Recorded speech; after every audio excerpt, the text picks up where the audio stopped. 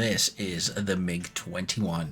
And this is yours truly, Plasma 1945, about to take off on the contention server in the awesome Mig-21.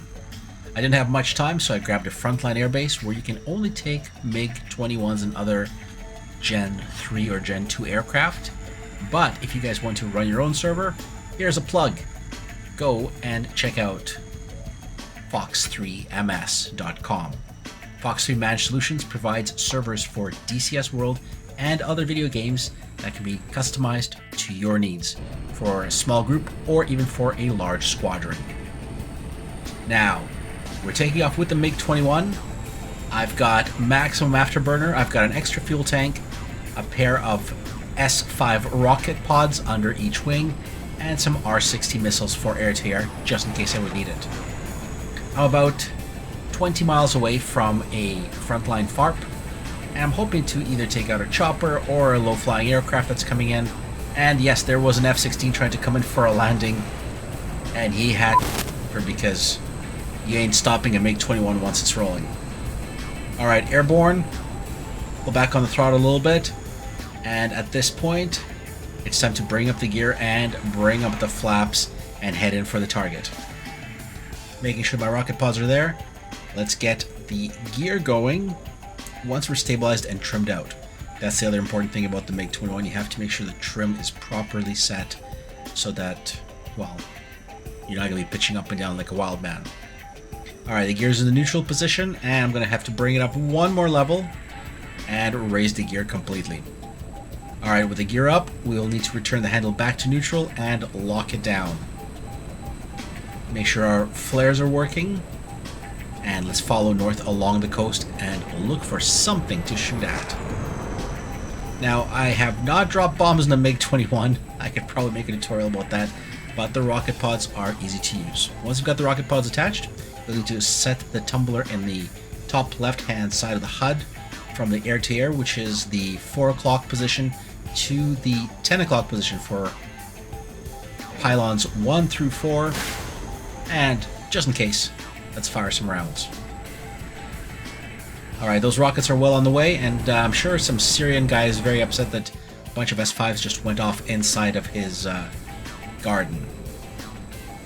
Continuing north, and I am being pinged, but I'm going to get nice and low to try to avoid enemy aircraft because we've got F-18s and F-15s flying around.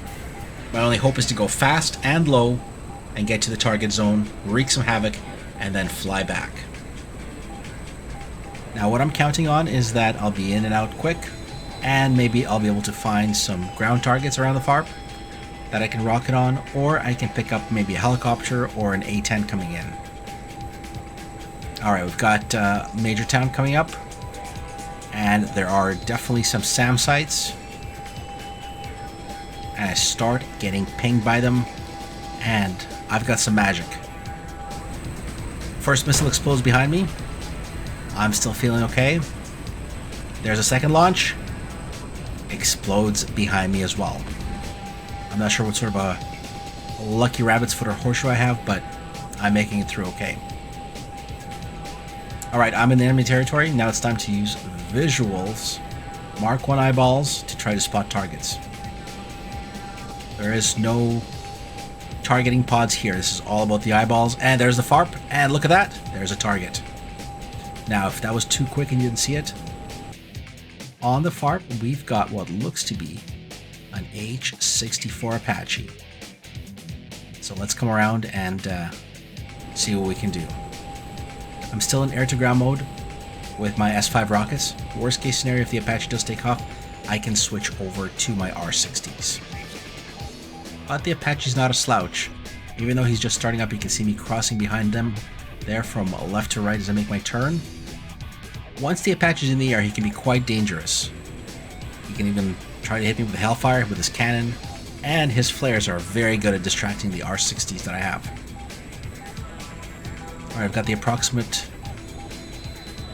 direction to the farp. Small correction, and the farp's on the nose. I'm going to use a small cross just below my main cross to fire my rockets. Lots of S5s. And let's take a look at it cinematically. First set of S5s lands short, second's a little long, and third knocks out the Apache.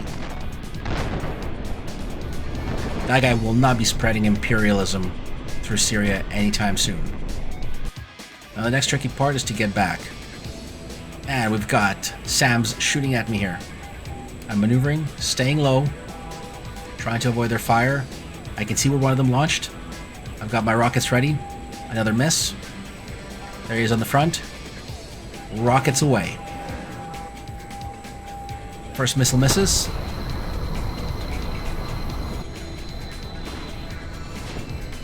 The SAM site launches in front of me. His missile doesn't have time to make a turn to take me out. I'm just too fast.